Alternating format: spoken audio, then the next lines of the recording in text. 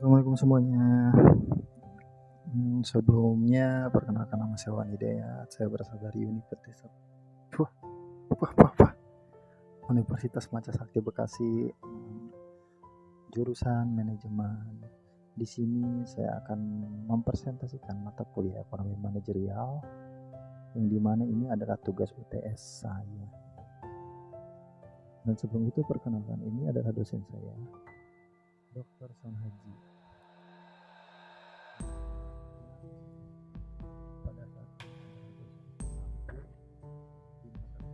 Ekonomi manajerial.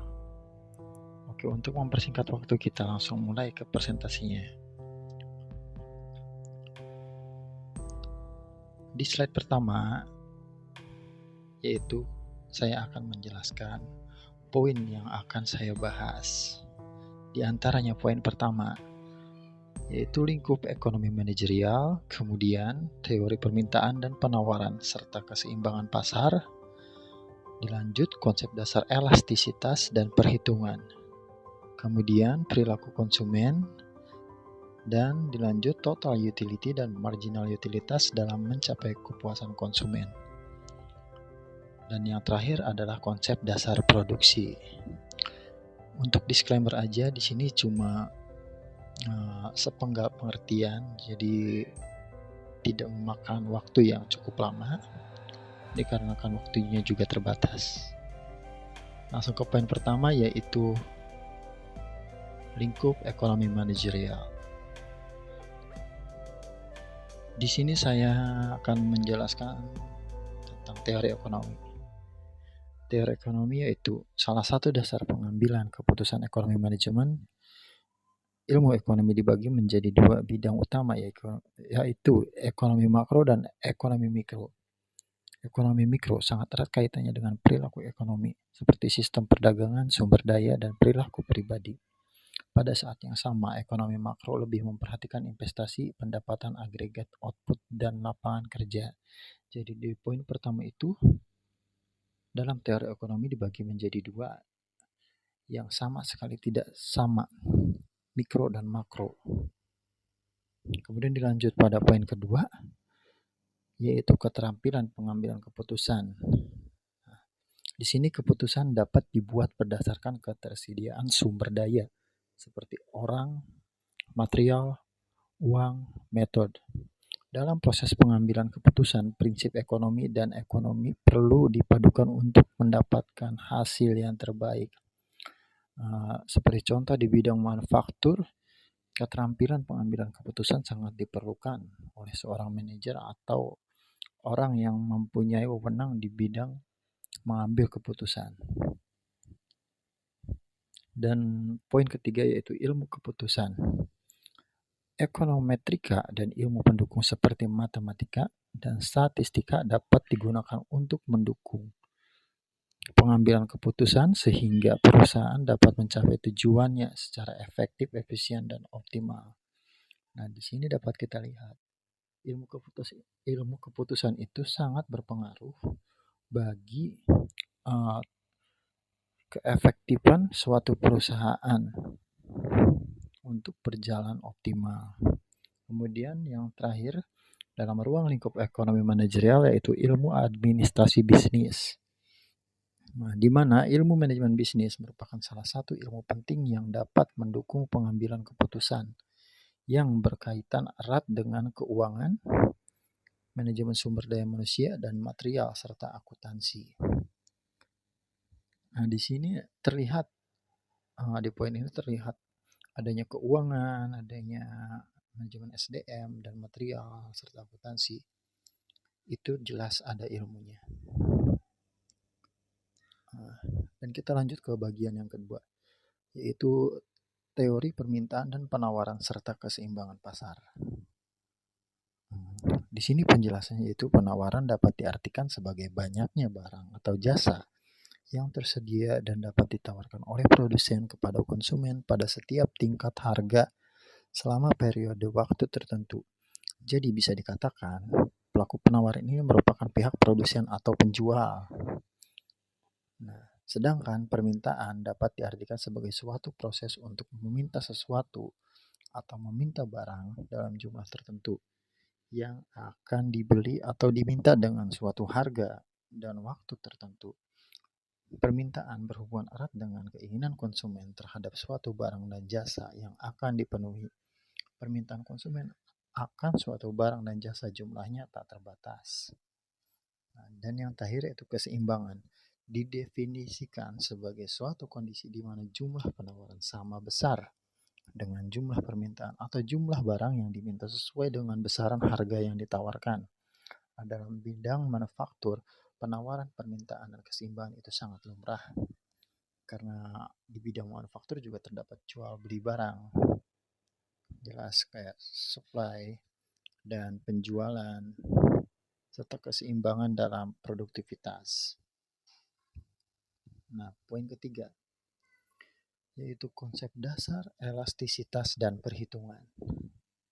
Nah, di sini artinya konsep elastisitas adalah respon jumlah barang yang diminta serta ditawarkan terhadap perubahan harga.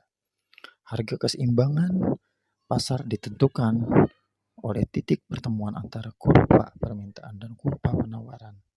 Misalnya nih, saat kamu menarik karet, pasti karet akan melar mengikuti tarikanmu. Ya, seperti itulah konsep elastisitas. Dilanjut poin keempat, yaitu perilaku konsumen. Perilaku konsumen atau consumer behavior adalah studi tentang individu dan organisasi serta bagaimana mereka memilih dan menggunakan produk. Consumer behavior meliputi 5 hal berikut. Bagaimana pengaruh lingkungan terhadap perilaku konsumen. Kemudian bagaimana promosi dan kampanye produk mempengaruhi keputusan pembelian konsumen. Apa pendapat konsumen seputar kompetitor produkmu? Di antara banyak alternatif yang ada, bagaimana konsumen memilih produk. Nah, dari perilaku konsumen itu terdapat hal-hal penting. Nah, jadi kita harus memperhatikan hal-hal yang tadi, seperti pengaruh lingkungan terhadap perilaku konsumen. Contohnya apa ya?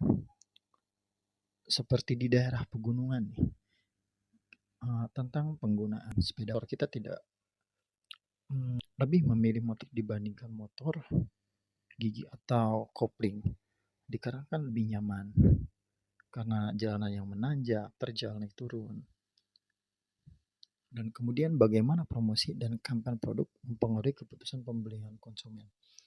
Nah, promosi sangat berpengaruh karena pastinya kita jelas mengejar promosi. Seperti di digital marketing, kita jelas mencari promosi atau apapun, diskon, yang promo-promo lah kita cari. Jadi promosi itu sangat mempengaruhi keputusan kita membeli. Ini kita beli karena promo, biasanya sih begitu. Terus di sini ada pendapat konsumen seputar kompetitor produkmu.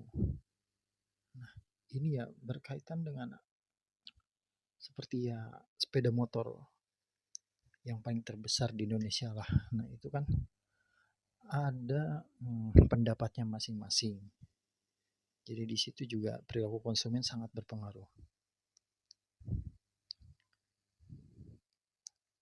Kemudian di antara banyak alternatif yang ada, bagaimana konsumen memilih produk. Nah, di sini tuh bagaimana konsumen memilih produk. Jadi si konsumen ini ada beberapa poin yang ada beberapa poin yang dia inginkan untuk membeli produk tersebut, promo atau kebutuhan ataupun seperti apa ya, kualitas dan sebagainya. Nah, kita lanjut aja ke poin nomor 5.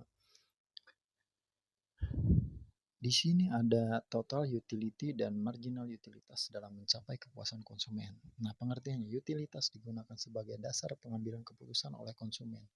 Utilitas total adalah manfaat total yang diperoleh dari seluruh barang yang dikonsumsi.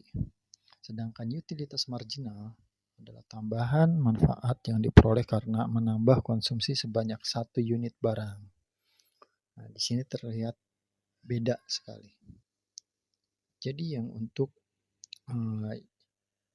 total itu adalah manfaat total. Jadi semua Manfaat total yang diperoleh semua yang diperoleh dari seluruh barang yang dikonsumsi. Nah, sedangkan marginal itu adalah tambahan manfaat, jadi cuma hanya tambahan aja yang diperoleh karena menambah konsumsi sebanyak satu barang gitu. Yang terakhir ada konsep dasar produksi. Di sini konsep dasar produksi adalah salah satu faktor tertua yang menjadi fokus pemasaran dan mengarahkan pelanggan untuk menyukai produk yang ditawarkan, serta memastikan produk tersedia secara luas. Di sini konsep produksi dipakai di bidang manufaktur, karena mereka harus fokus kepada pasar, produk, seperti customer satisfaction. Ya itulah, kita mengarahkan pelanggan untuk menyukai produk yang ditawarkan. Dan serta memastikan produk tersedia secara luas. Jadi produksinya tuh jor-joran lah, banyak gitu. Oke, sekian presentasi mata kuliah ekonomi manajerial dari saya.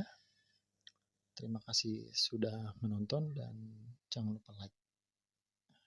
Kalau mau subscribe sih subscribe, nggak apa-apa. Thank you.